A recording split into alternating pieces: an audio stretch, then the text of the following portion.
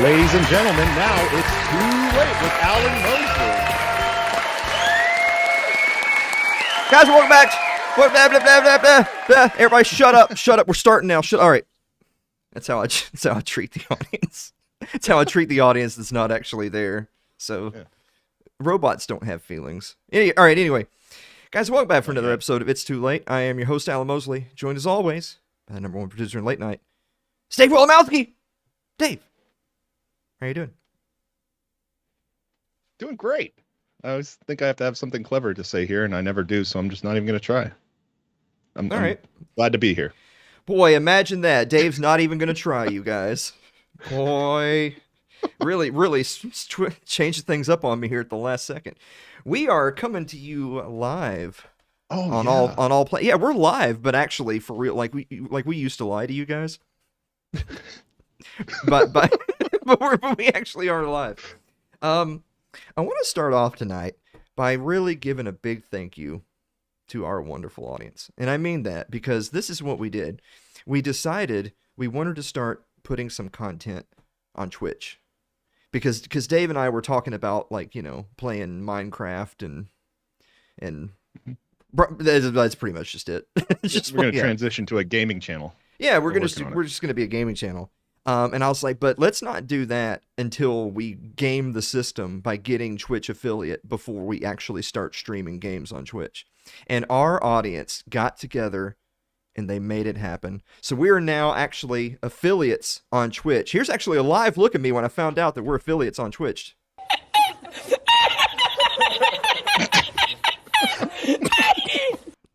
Yeah. So that's just infectious. Yeah. And also, here's a live look at me when I found out that we were banned on Twitch 72 hours later.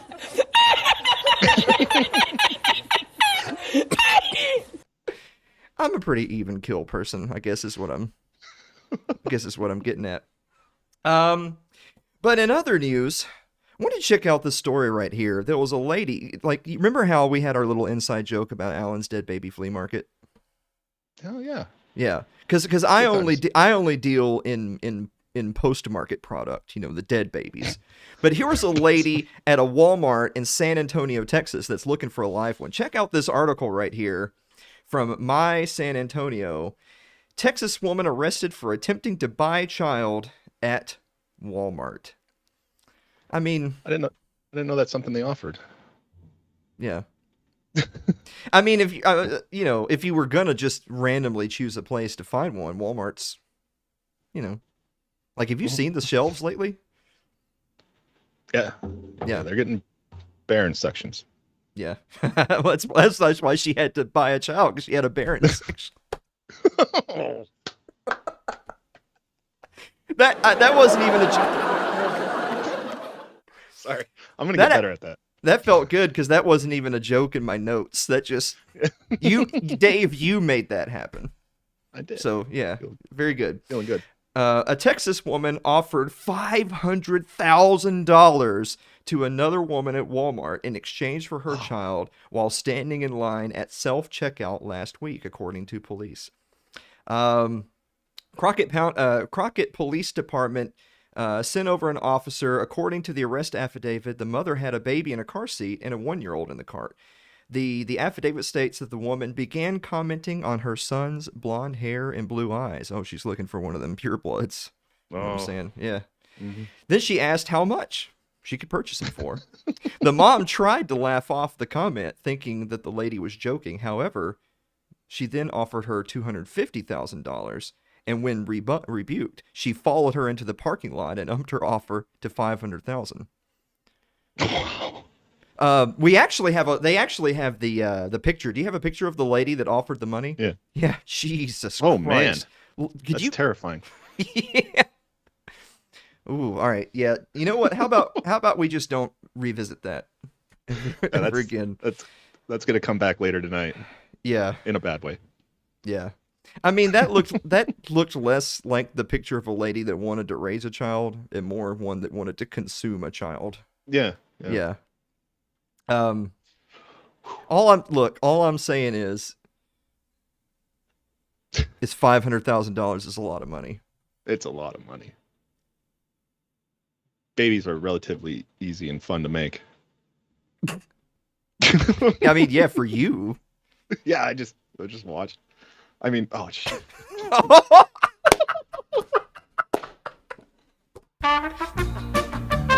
Oh God. You know what? That's 2 jokes now that were only made possible because you're here. So good on you. Man. Yeah. Good on Mary. Good on her. Yeah. Yeah. Did you see all this stuff that was on social media about Neil Young? The classic musician Neil Young. Did you see all that crap going on for him and Joe Rogan and Spotify? Lots of memes. Yeah. So, yeah, because I know you get all your goddamn news from. All right, sorry. We're trying to be more personable now that we're on Twitch. We're trying to be good. We got to be on our best behavior now that we're Twitch affiliates. And which is yeah, exactly.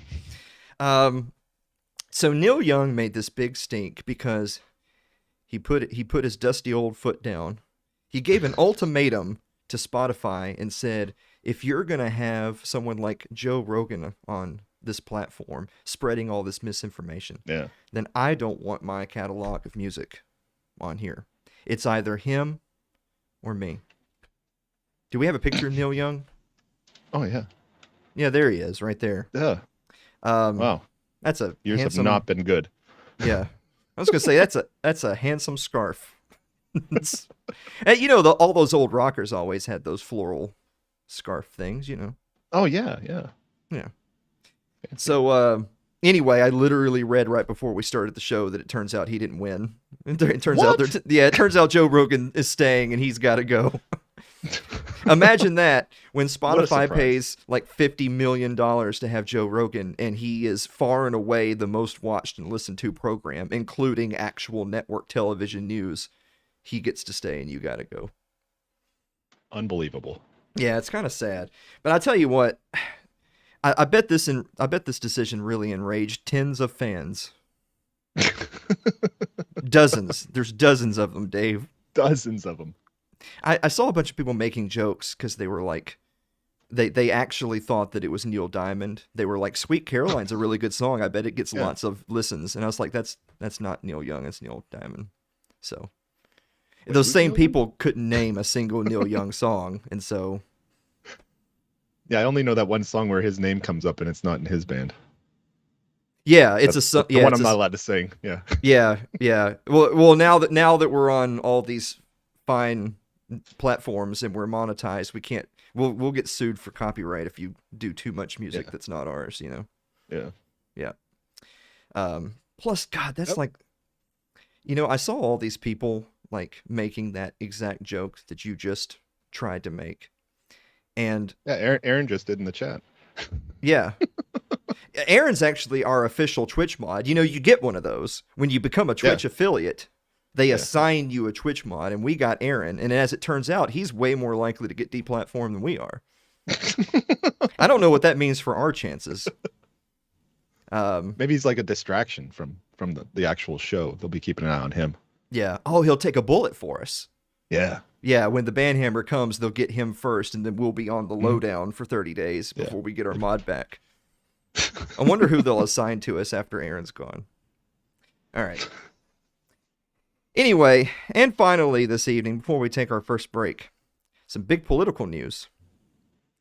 Oh. Justice Stephen Breyer has announced he's retiring from the Supreme Court. No way. Yeah, do we have a picture of Justice Breyer? Yeah, right here. Yeah, there he is. Oh. So, I can't tell those. Yeah. I can't tell those people apart. Yeah. Oh. What? Oh, those... Hey, you be good, Dave. Don't you get us in trouble. Personable. None of that poop talk tonight. Your poopy mouth. No potty mouth. Okay, good. Honest to God, the only thing that really upsets me about Breyer announcing his retirement is that he won't spend it in Guantanamo Bay. Boy, smooth transition there, Dave. I appreciate it. Oh. Did I tell you what happened to my microphone the other day? It attacked you. Yeah, I was doing a segment with a guest that we have later on this very evening, and this boom arm literally fired off of my desk like a spring and stabbed me in the leg. Sounds like poltergeist activity. That yeah. And the thing is that literally happened seconds before I was set to go on with our guest. And I was mad at the time because I was like, why does this have to happen right now? But then I thought, but imagine if that happened right now, like Yeah. when we're on live on air. That'd be awesome. Yeah, yeah, exactly. Exactly. I wish that had happened now, because then people would have been like, "Oh, we gotta donate Alan and Dave some money to, so Alan can go to the drive-in clinic for his gouged leg." That actually reminds me, before we take the commercial break, we're live. I can Yeah. prove that we're live because Aaron said, "Lyle, it's the paywall portion on Twitch." So now you can tell that we're live. I can see the chat right there. A little more proof. We're not planning on doing an after party. Mm. But if we get $100 worth of donations between now and the end of the show, then we'll do an after party. Yeah. I like how I'm excited. I like how I announce that, and I Yeah. look over at the monitor, and Dave is just going, "Yeah," and then he just put his head down in his hands and started weeping silently. Yeah, and Lyle says, "Oh my God, Alan is watching us." I'm always watching you, Lyle. Yeah. What's your button for Lyle? Is it just "Hey Lyle"? Hey, Lyle. Yeah. Yeah, yeah. Napoleon Dynamite. All right. Well, anyway, guys, we got a great show for you tonight. Our guest Tom Mullen is on from Tom Mullen Talks Freedom. We're going to be back after the commercial break with the meme of the week and the viewer mail. Stick around.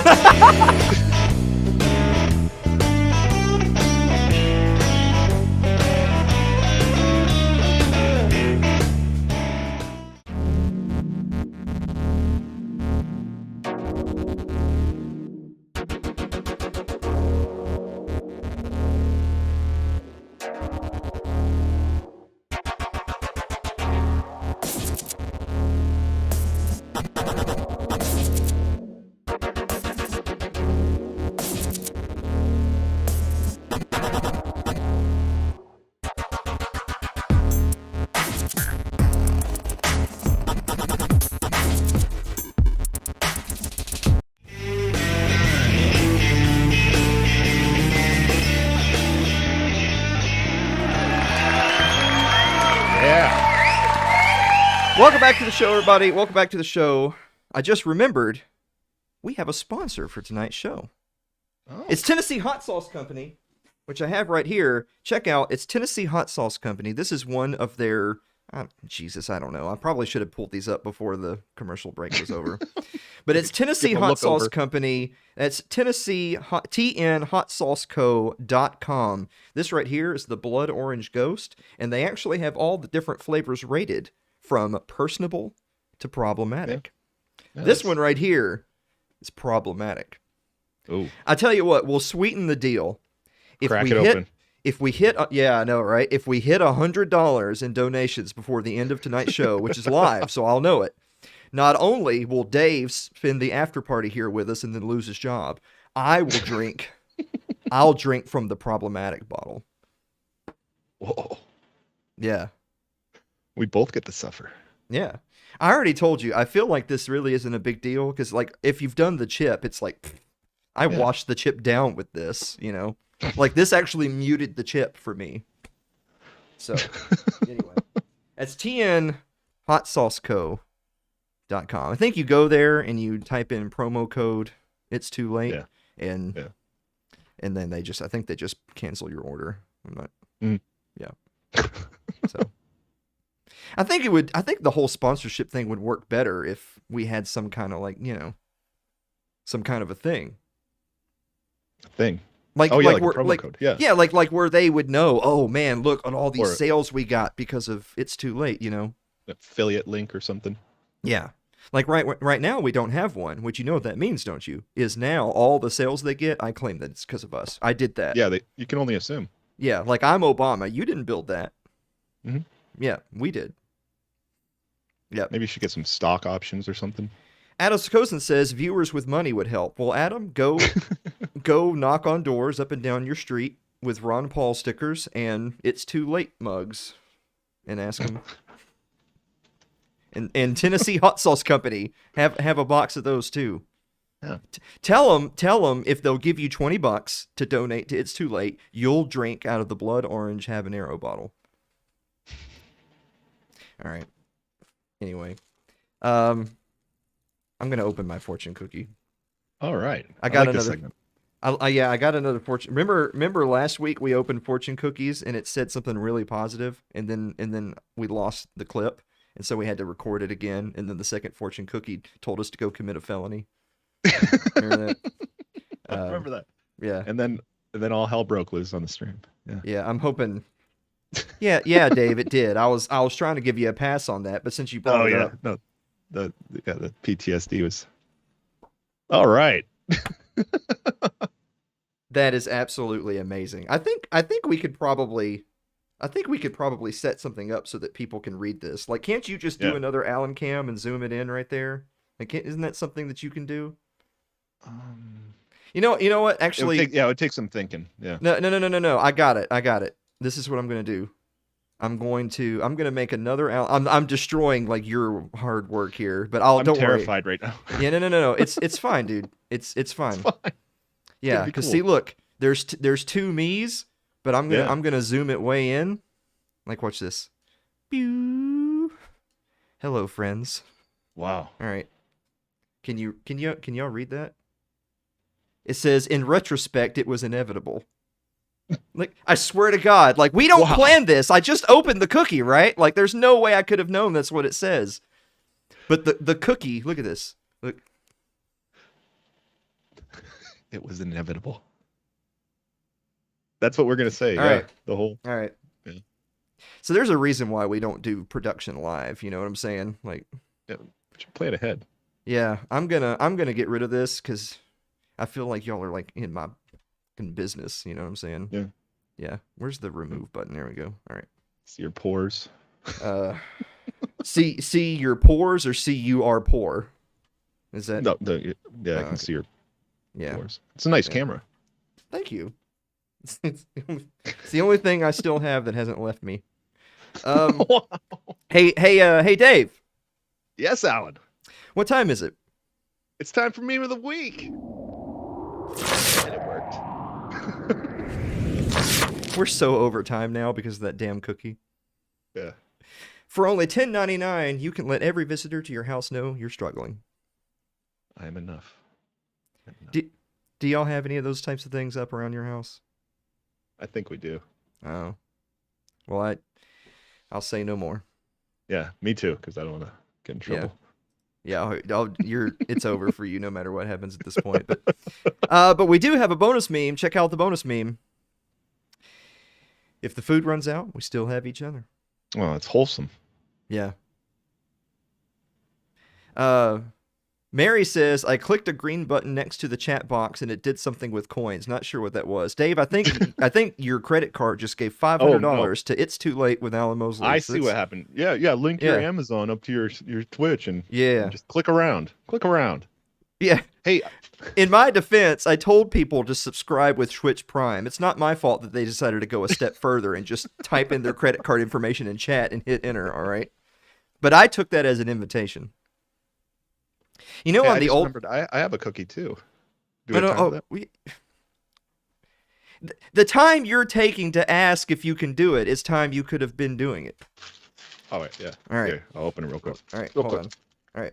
Oh, this is problematic. All right. Maybe I should probably left you on during this. No.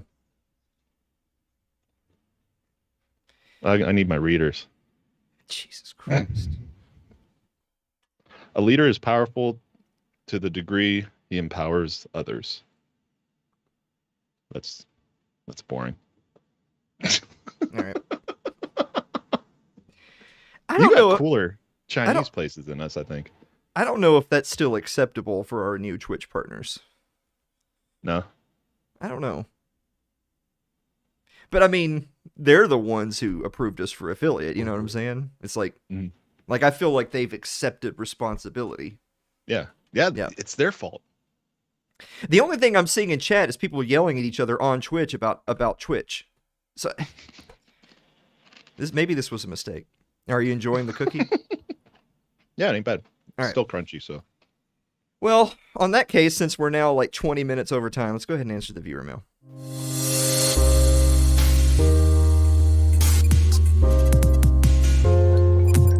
We haven't gotten any donations yet, by the way.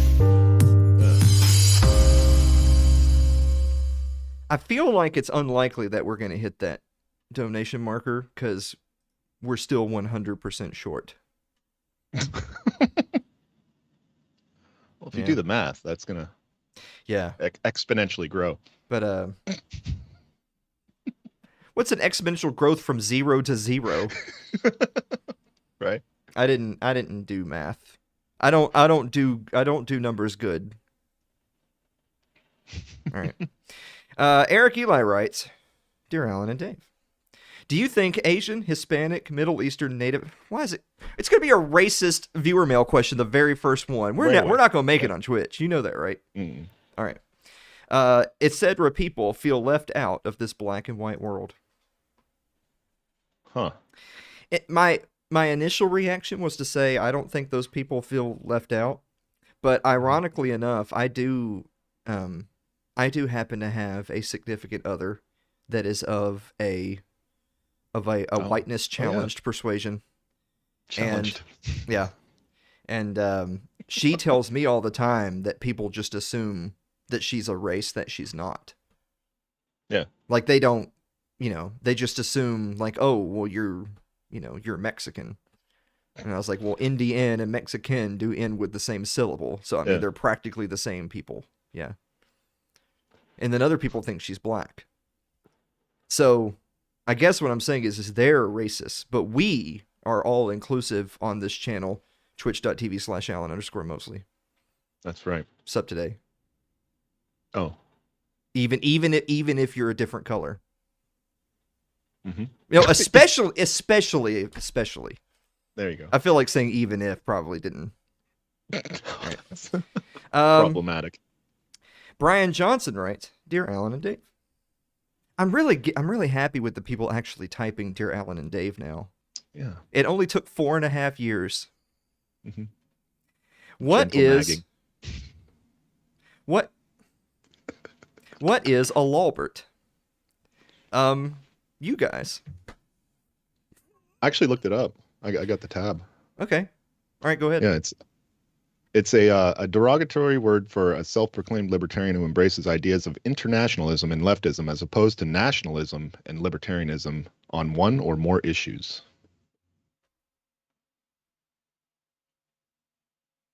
Whatever that means. I can embrace D's nuts, you know what I'm saying? That's right. That's right. Got him. Take that, Brian. Well, that wasn't really directed at Brian. He just asked the question, but Soupy15 says so gay. So we actually approve of subscriptions from gay supporters too. That's twitch.tv. Yeah, that's fine. Is it though? I don't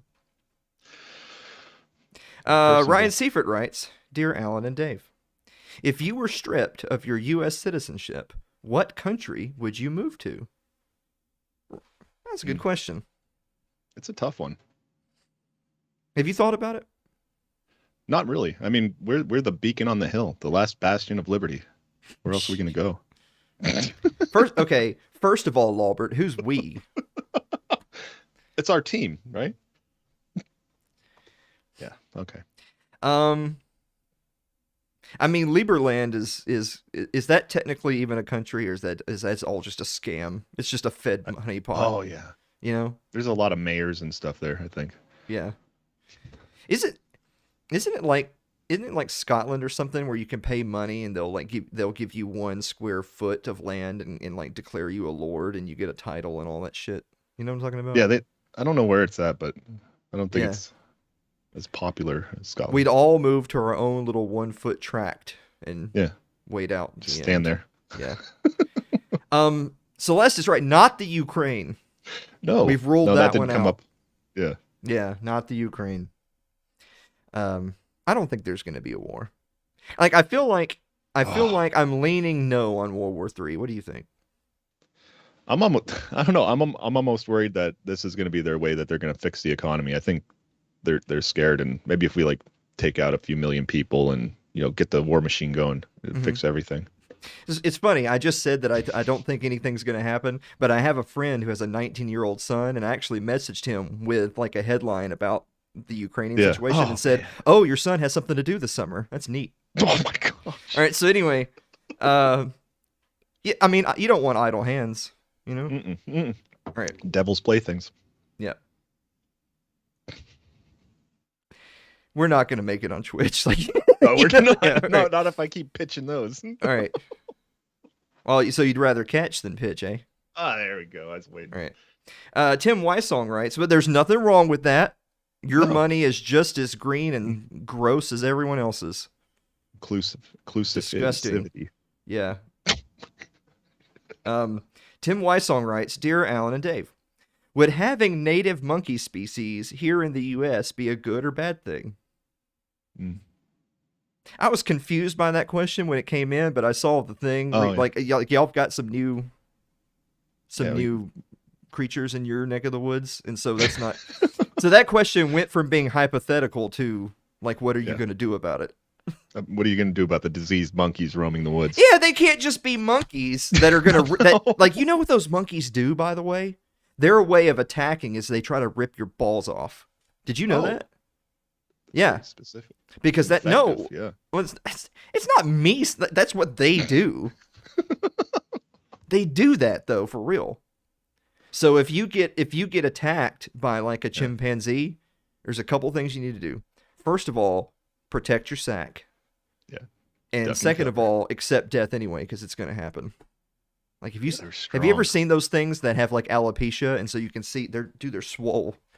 Yeah, shredded. Yeah, they're jacked. They're like if like the chimpanzees are only like 3 feet tall, dude. They're jacked. Yeah. Yeah. Um.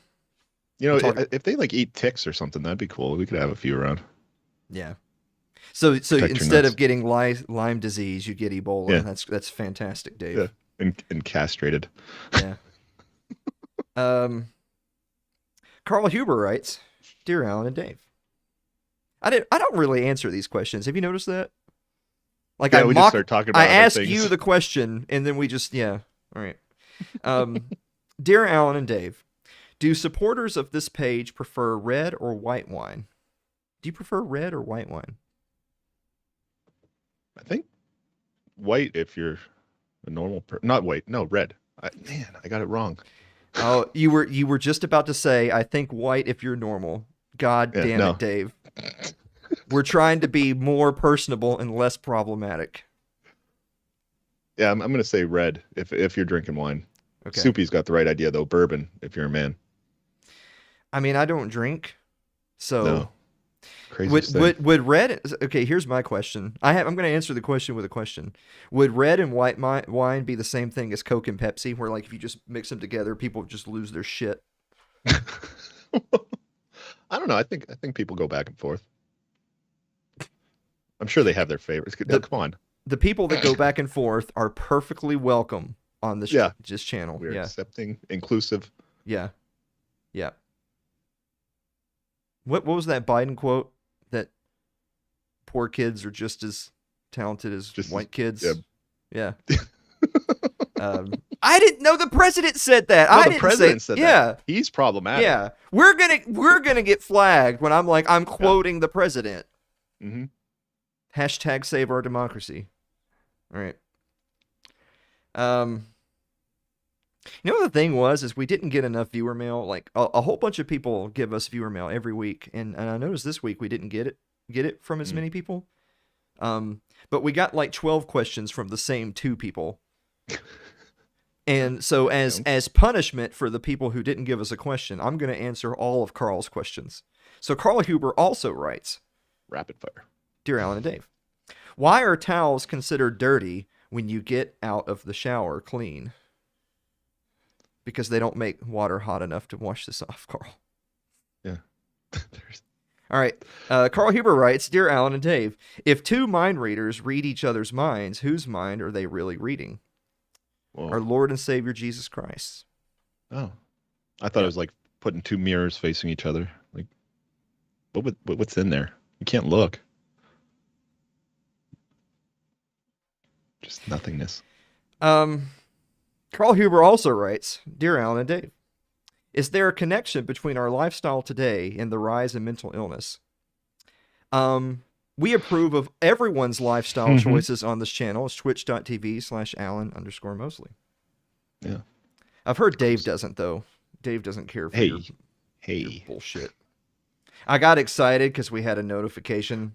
Because when I saw we had a notification, I thought either it's a donation for an after party or it's you're no longer broadcasting on Twitch. It was neither. Don't worry about it. It's fine. We're fine. Aaron, our Twitch mod Aaron says, Dear Dave, which is the better measure of morality? The motivation of the act, Kantism, or the consequences of the action, utilitarianism? I'm going to go with the first one. You monster. Can't even. Andrew Avery writes, Dear Alan and Dave. Oh, the segment ended 2 minutes ago. Well, we better hurry up then. Andrew Avery writes, Dear Alan and Dave, if I submitted yet another Botox question, would you raise an eyebrow? Has he already submitted one?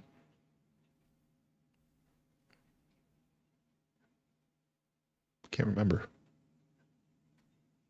Well, I would ask you, but you told me right as we were starting the show, I'm not really the memory guy. Don't ask me. Yeah. So, if the producer doesn't know, who's going to know? That might have been during Sherry or Blake's time. We better phone them. Yeah, it could be that. Yeah. Bring him in. Yeah, I'll see if I can get a hold of him. All right. And finally this evening, Marilyn Wilimowski writes, Dear Alan and Dave. Uh-oh. Do you know how to do any of the dances, such as the electric slide, Macarena, or the cha-cha slide? If so, do you partake in these when they play at events? I was a DJ. I'm the person playing them. So you've seen it done a lot. Have you ever partook? Are we talking about dances or? Yeah, no, the dances. Oh, okay. No, I mean, I don't. I'm the DJ doesn't play the song and then run out there and. Well, you stand behind the little thing and you do the whole thing, however that goes. Boy, that was painfully Caucasian. Yeah, that's my rhythm. Yeah. So I've never partook, but I'm playing the song. Like they're paying me to play the song. They're not paying me to join in the festivities, you know. That's your other profession. Actually, Annika is, yeah. Yeah. After we're done streaming this, we're going to be streaming on Pornhub. Pornhub.com/ it's too late. Alan Mosley TV. Yeah, Alan Mosley TV. Yeah. I asked Annika about like how are we going to do the dances at our wedding? And first she said, "What wedding?" And then she said, Yeah, no, I'm just kidding. Actually, she did say what dances. She doesn't want to do any. She doesn't want to do dances. Like she gets really shy. Like, I mean, she's already debasing herself to marry me. Like she's not gonna then like dance, you know. So I can't wait to meet this girl. Yeah. I have to post pictures every now and then just so that people know that this isn't like a carefully constructed narrative that I have. Yeah, she lives out of state. You can't meet her. No, yeah, she's from Thailand. We email. I send her money. Yeah. When you guys send me money to finance this show, I then forward that money to girlfriend. Yeah. So Dave, if the camera's on me and not on you, they don't actually see you doing. No, that was for you. Yeah. Okay. Well, we're only 5 minutes off schedule. So, guys, we're going to be back to talk with our good friend Tom Mullen of Tom Mullen Talks Freedom right after this commercial break. Don't go away.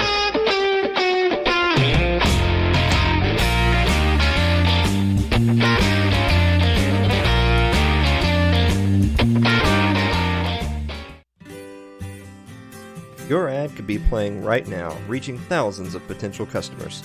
Sadly, it's not, but it could be. Find out how to be an advertised sponsor for It's Too Late with Alan Mosley. Email us at info@alanmosley.tv.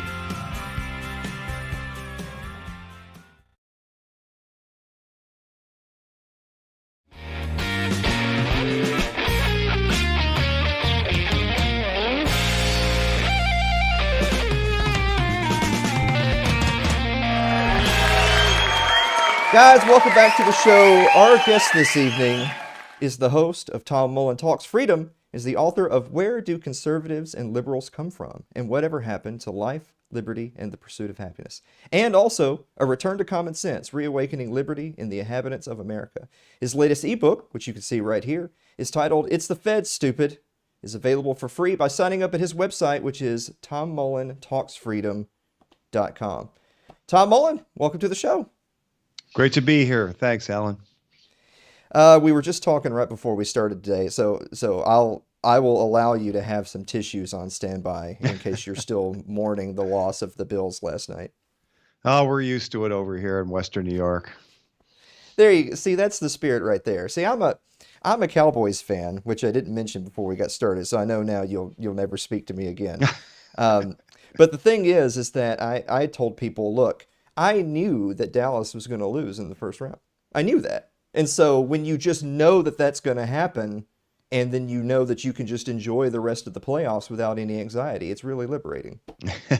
Yeah, I remember I used to pull for the Cowboys against the Steelers back in the 70s. Uh-huh. And of course, my father was a Pittsburgh fan, and so was, after the Bills were out, which, they weren't even in that often during the 70s. But they never could beat the Steelers, and I was always with them right to the end. So, well, I'm only 36, and so I was a Cowboys fan early in life when they were absolutely terrible. Everyone forgets that they were like a 1-15 team to start the 90s, and then they all of a sudden got all these draft picks, and then away they go. So I'm thankful that the last Super Bowl I got to see the Cowboys win was against the Steelers.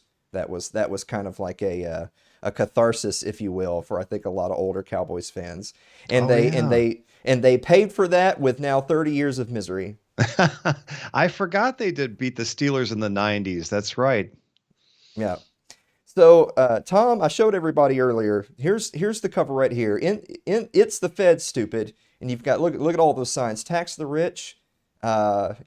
Forgive student loans, make healthcare affordable, back to the Constitution. No, just end the Fed. So I think you're suggesting that ending the Fed would be quite the cure. You want to elaborate on that? Well, I've always heard that people vote in what they believe are their economic interests, and really, when you look at macroeconomic indicators since the 1970s, when the dollar went off the gold standard, and with the New Deal regulatory fascist structure in place, keeping everything in a pretty tight box, really what elected officials do has not made a big difference. You can look at these charts over 20-year periods, and if I took the years away, nobody would be able to tell when a president, came into office or when he left or what the policies were. But what you can pick off those charts is Federal Reserve inflation and a boom picking up speed, and then a bust. You can almost call where they started tightening once you realize how the timing goes. So if people really care about their economic self-interest, they should be electing people who will eventually get rid of this monstrosity. It's the thing that causes most problems, and the rest of it's just kind of noise.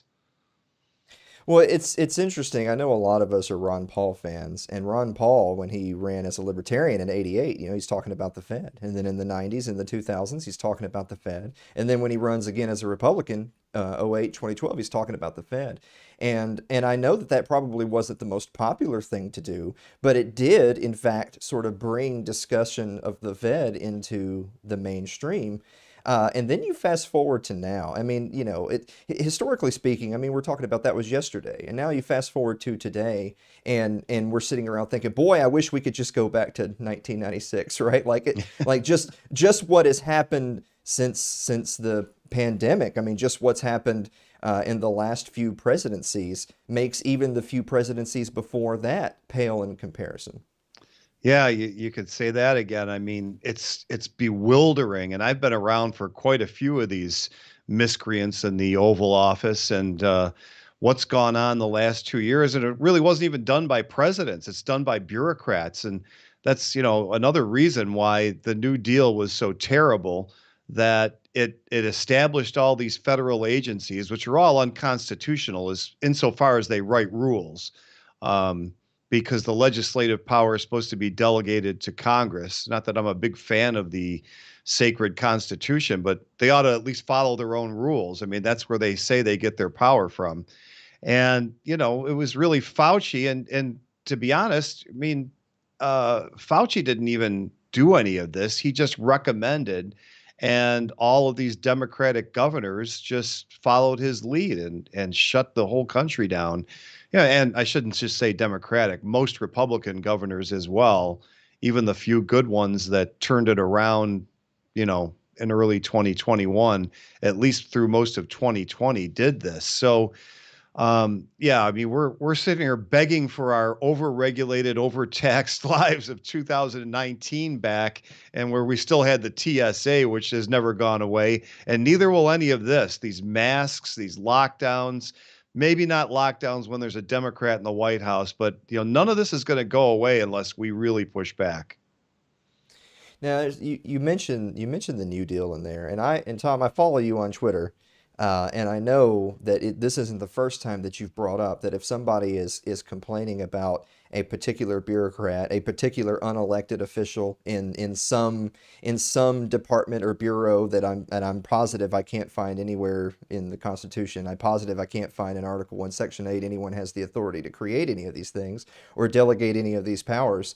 But I've seen you say on more than one occasion that, look, if we're talking about OSHA today and whether or not OSHA can mandate this or that, it's not good enough to just put a Band-Aid on any one issue. You're going to have to go back to something like the New Deal under FDR, because that was really, I wouldn't even necessarily say the beginning, but it was when the administrative state sort of exploded to where it was just the world's your oyster if you're a bureaucrat. And now, fast forward to today, we talk so much about precedent.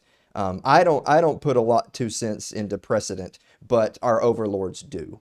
So when our overlords decide, I need this random agency to establish this random code or law that's going to affect your business, your way of life, they're going to say, oh, well, we have precedent. And a lot of times that precedent goes back to the New Deal and court rulings immediately following that.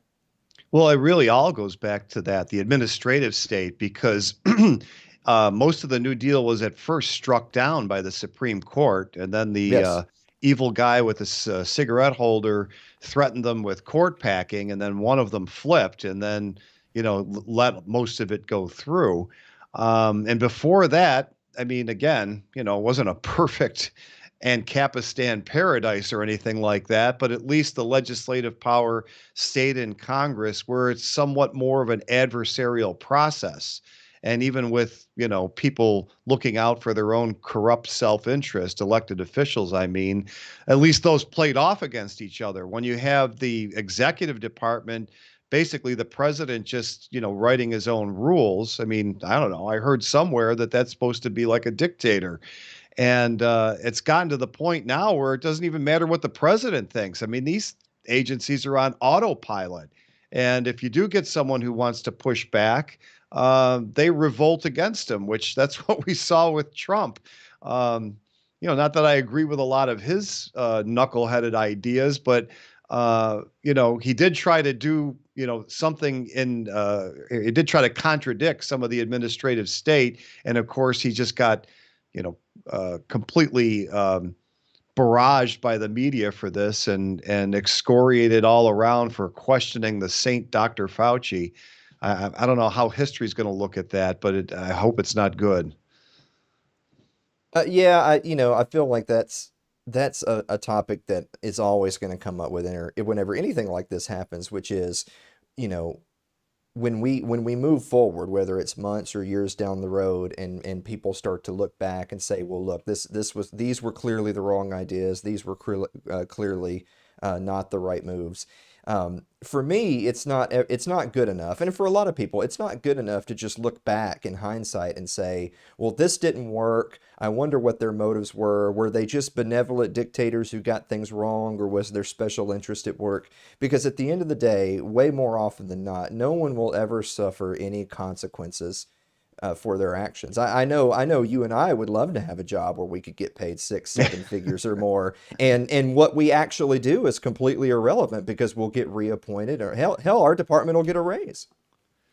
Yeah, it's funny. I haven't read Scott Atlas's book, but he went in there with Fauci and what was the scarf lady's name? I can't remember. Uh, Burks, Burks, right? yeah. And he's doing what we do on Twitter, where he's digging up these reports right off the government websites, studies that show, look, the masks don't work, the vaccines are questionable at best, and et cetera, et cetera. And he said they just weren't even interested. It wasn't that they disagreed with him or said this study is not valid, because they hadn't read the studies that he brought in, and they really weren't interested in even talking about them. And why would they be? I mean, when you're there for 40, 50 years and you've screwed up everything you've ever done and there are no consequences, as you just said, I mean, it really is in your rational self-interest to not spend a lot of time reading stuff like, medical data to address a medical supposed emergency. Well, I feel like if there's any silver lining there to that, it's that more people today than perhaps, a year or 2 years ago can start to see these reports by the so-called experts and the authorities, and not only not just believe them out of hand because it came from, such an anointed source, but actually start to see. I'll give you an example. We talked about Justice Sotomayor the last couple of weeks, and some of Yeah. the just boneheaded things she said in court. But the takeaway there being is that these are unimpressive people. I feel like if you're a third grader in social studies and they talk about all these great benevolent people who run the country or whatever, your default position is oh, they must have gotten there for a reason. Oh, if Josh Allen's the quarterback of the Bills, it's because he's the man for the job. He's athletic, he's qualified to run the offense.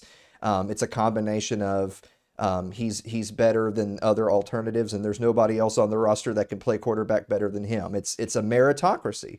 That's not the case with government bureaucrats. I mean, you might find one out of 1,000 that genuinely is competent at their job. And what I would be willing to venture is that anyone that is competent at their job doesn't stay in the public sector that long, either because they can't stand the filth around them, or because they get shoved out because they don't want people to have answers. It's everyone's seen that meme of, here's an answer, and the person lights the file on fire and says, I don't want an answer, I want to be mad.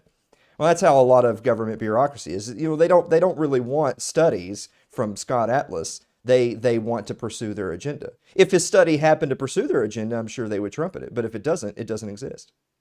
Yeah, there is that. And I will say, though, there is a lot of good people in the government that are working in this perverse system. And it's funny because, I mean, I've been in a lot of different businesses. I worked for the health insurance industry for most of the 90s into the early 2000s. So I dealt with a lot of public health officials.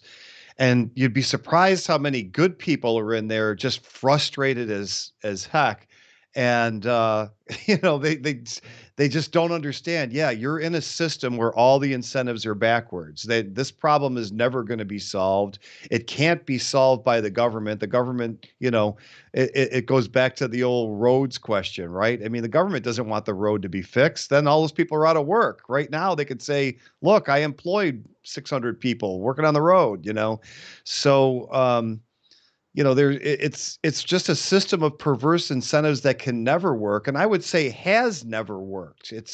We have these kind of fond ideas about freedom from the early republic, But it was really a matter of, okay, they started off, brand new, started whittling away at this free republic that they supposedly built right from the get-go, and it just, one disaster after another, ending in a civil war, and then we had a new kind of system with no longer voluntary, and just decade after decade, it just, let's see if the government can build a railroad. Nope, can't do that. All the railroads went bankrupt.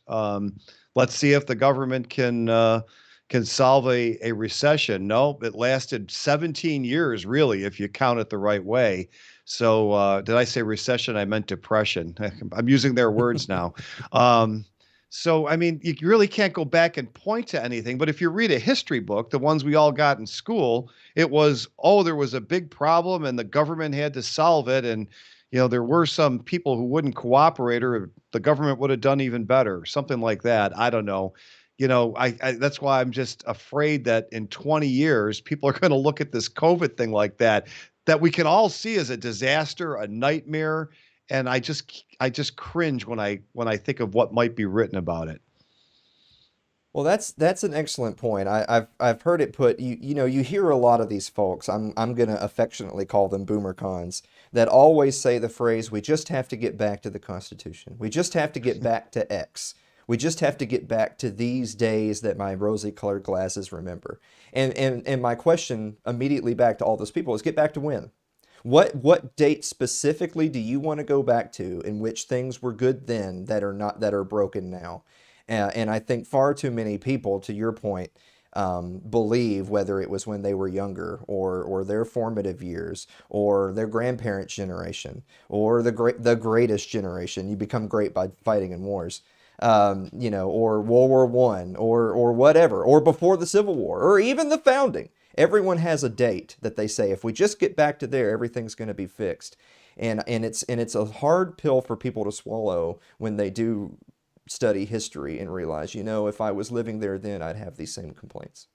It's funny because when Jefferson got elected in 1800, he used to refer to that as the Revolution of 1800. He felt like there needed to be another revolution 11 years after the Constitution was ratified. Of course, the Constitution itself was a revolution that somewhat undid the Revolution of 1776.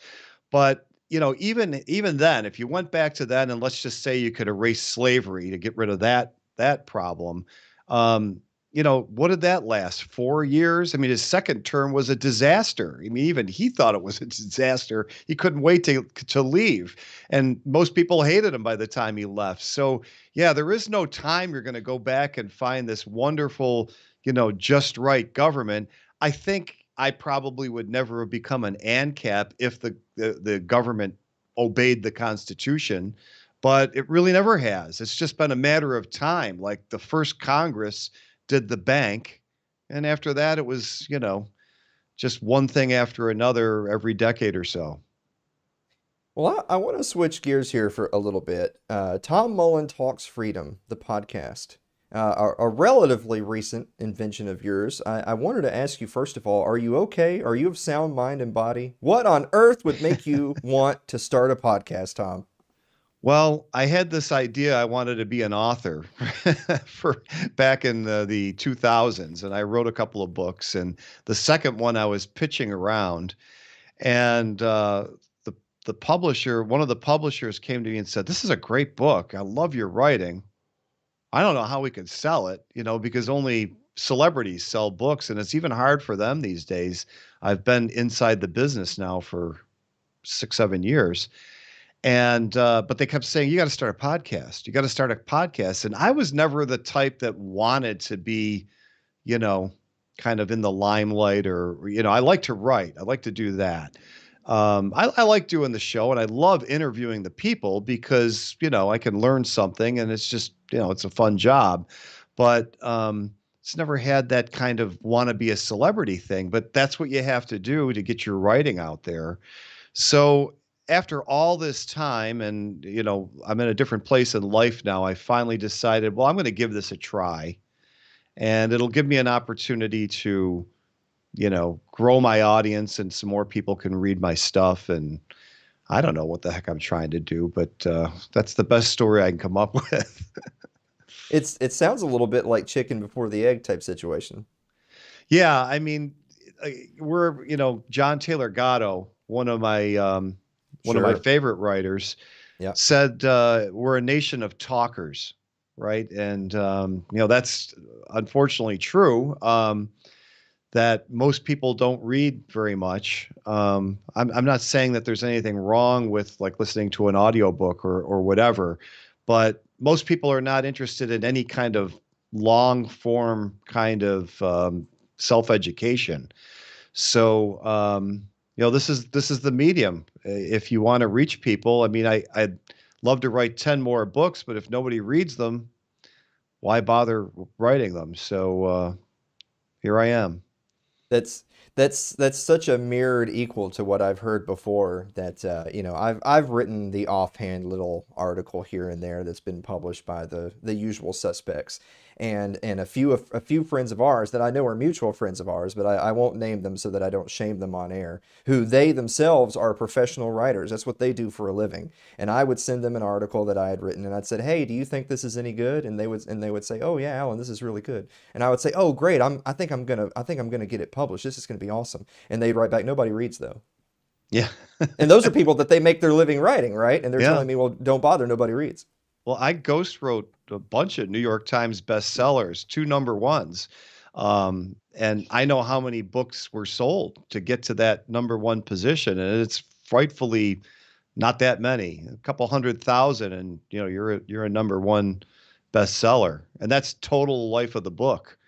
So, it's tough. I guess there's nothing like there's no immutable law of nature that says the 300-page book is the only way to educate or communicate. But it's what I was used to and kind of worked for the age of reason, so called, for a couple hundred years. And we used to be a lot freer when a lot more people read a lot more books. Not that we were completely free, but we were freer. So maybe there's a connection.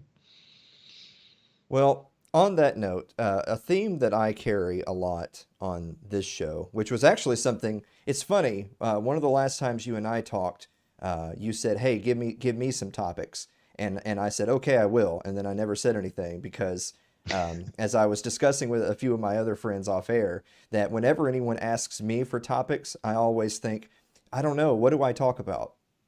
Because when you do a show where you talk to other people about what they talk about, then the answer is, well, I don't really know what I talk about. But I've changed that. I kind of have this emerging sort of thing that I'm taking possession of, which is my niche is to try to live by example.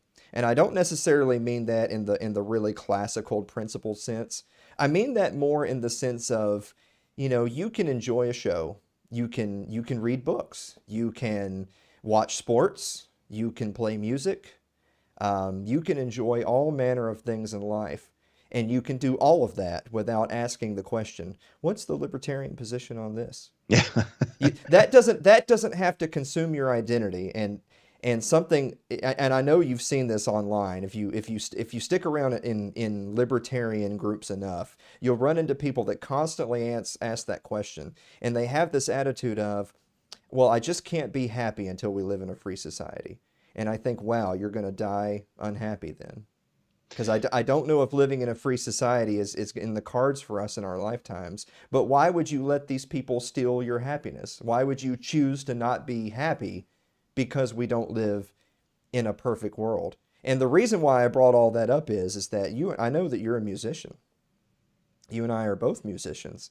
And it's something that I actually really like about you is that you have these hobbies and interests and skills and things that you've cultivated over a lifetime that aren't just expressly political, that aren't just expressly, this is my life's philosophy and it bleeds into everything that I say and do. So I want you to take some time to tell everybody about your music. Well, my own music, I grew up in I was a preteen in the 70s. I was 13 in 19 what 78, end of 78. So I kind of first started playing music when the so-called new wave music came out, and that really grabbed me. Before that, I was a believe it or not, when I was a kid, I was a big Elvis fan. And then I liked Elvis, and my cousin liked the Beatles because he had older brothers and sisters who were teenagers when the Beatles were still around. So we always used to have these arguments about who was better, Elvis or the Beatles. And then I discovered Buddy Holly. So I like a complete anachronism. In 1979 or 80, I'm listening to like Buddy Holly records and Elvis. He's listening to the Beatles. Of course, we later found out the Beatles based their whole band on Buddy Holly. They wrote their first like 40 songs trying to imitate him, as according to Paul McCartney anyway.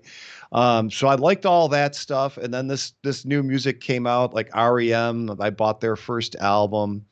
I like The Alarm. All of the stuff that in the 80s that was like guitar oriented, a little harder. I didn't really like the Depeche Mode and that kind of so-called new wave. U2, when they were first out, I was a big fan of theirs. So I was in bands, from near the end of high school until I moved to Florida in 2004. And that's the kind of music I like to play. The Pretenders, the Talking Heads, these were all, the groups I like. So I think my music's got a lot of that in it.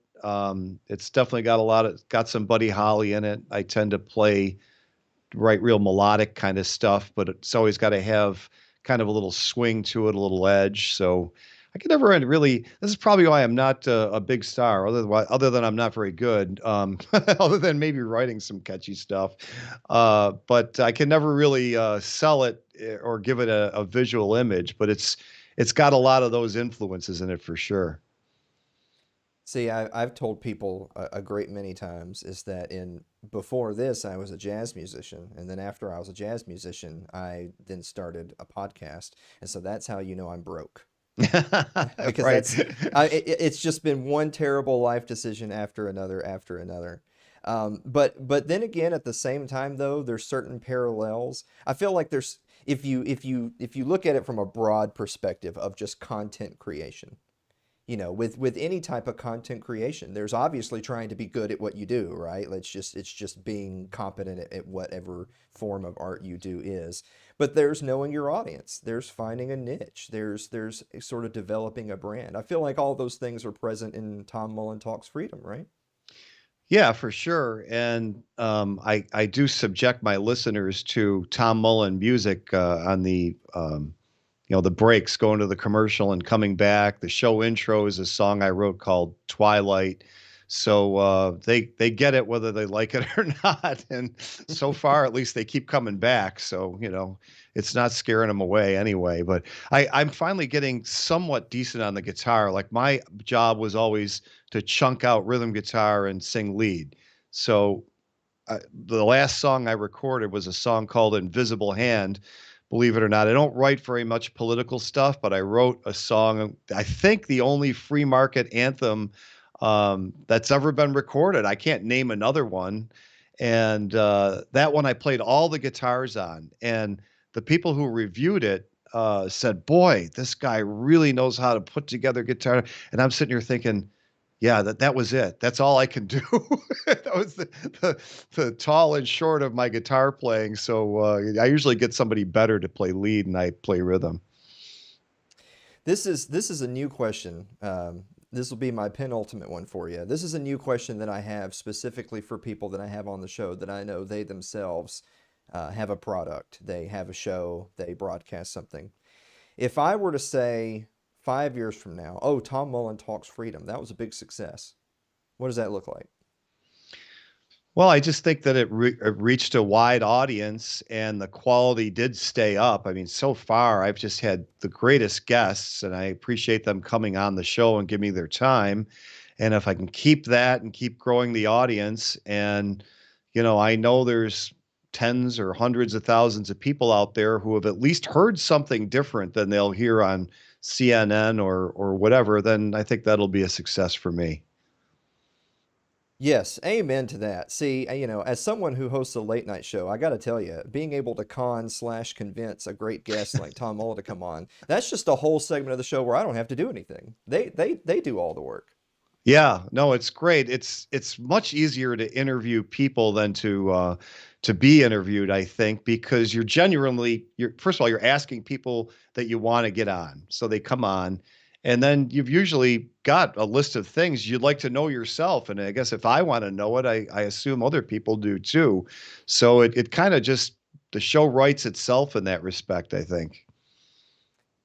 All right, Tom, where can people go to support you and find more of your stuff? TomMullenTalksFreedom.com. Wow, short and sweet. See, this is a guy you can tell has been around the block before because he knows you don't just give him 40 links at the end of the show. You tell him the one place, the one-stop shop. That's how you do it. Tom, we're going to get you out of here of this one before the break.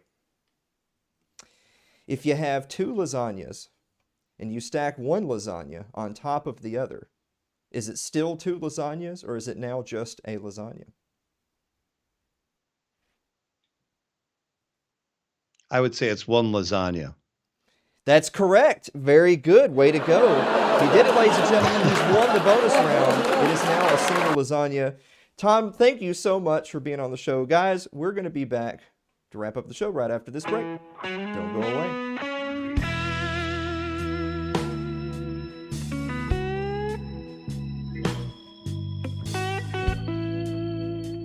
If you're enjoying tonight's show, consider supporting the program by becoming a member of our Patreon. That's over at patreon.com/Alan Mosley.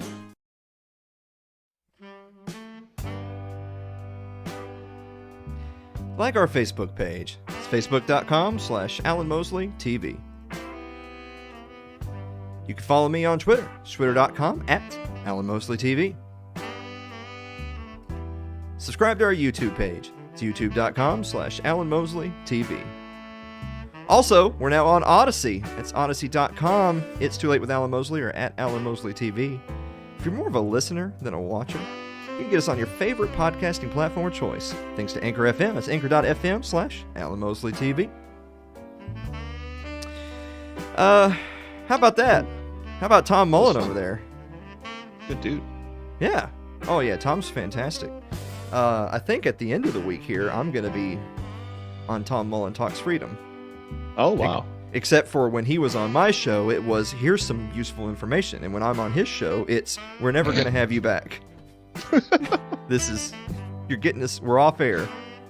Yeah. Dave, do you have a final thought? I'm pretty excited about the whole new Twitch thing. Yeah? I'm looking forward to becoming more personable, less problematic, more inclusive, accepting people and all the stupid stuff that they think. It's going to be awesome. Yeah.